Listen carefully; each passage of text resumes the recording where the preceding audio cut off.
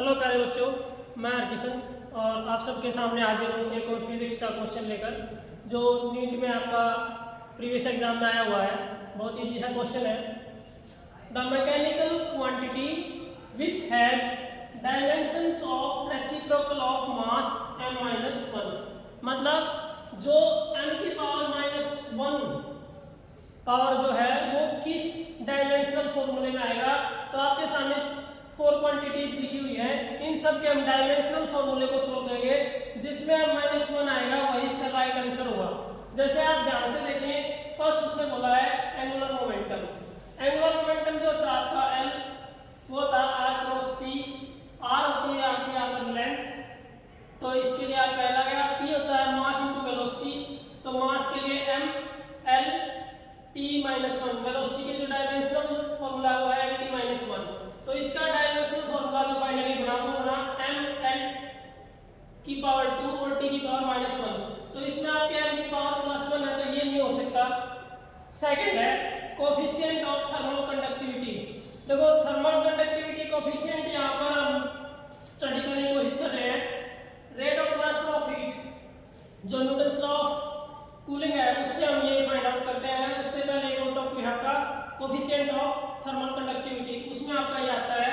तो transfer of heat जो होती है, ट्रांसफर ऑफ हीट एनर्जी, वो डायरेक्टली प्रोपोर्शनल होती है एरिया के, डायरेक्टली प्रोपोर्शनल होती है temperature difference between two ends, और इनवर्सली प्रोपोर्शनल होती है लेंथ या separation between two ends of a body.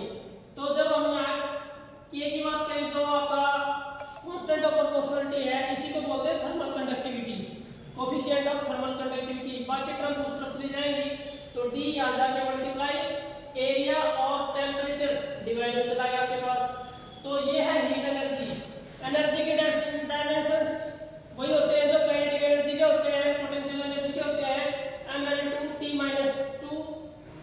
नीचे आपके पास टाइम, टाइम के लिए आप आ गया t इनटू ये d है लेंथ, इसके लिए आप आ गया l।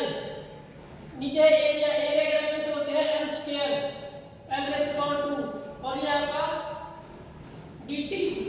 d ये स्मॉल d है, ये टाइम के लिए जो आपका है यहाँ पर, ये कैपिटल D है टेम्परेचर के लिए। तो टेम्परेचर के लिए हम डायमेंशन लेते हैं केल्विन के।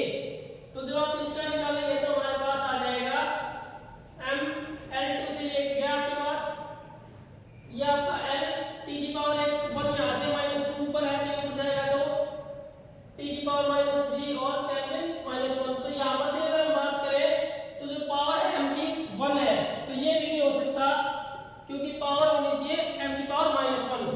टॉर्क की अगर हम बात करें तो टॉर्क होती है आपकी rotational force r cross f। r length है तो उसके लिए l, फोर्स में हमारा होता है mlt-2। तो यहाँ पे अगर हम बात करें तो m की पावर 1 है और l की पावर 2 है, t की पावर -2 है, तो ये भी नहीं हो सकता आपका, मींस टॉर्क वाला जो है पार्ट ये भी नहीं हो सकता। तो हमारे पास बचा ऑप्शन डी।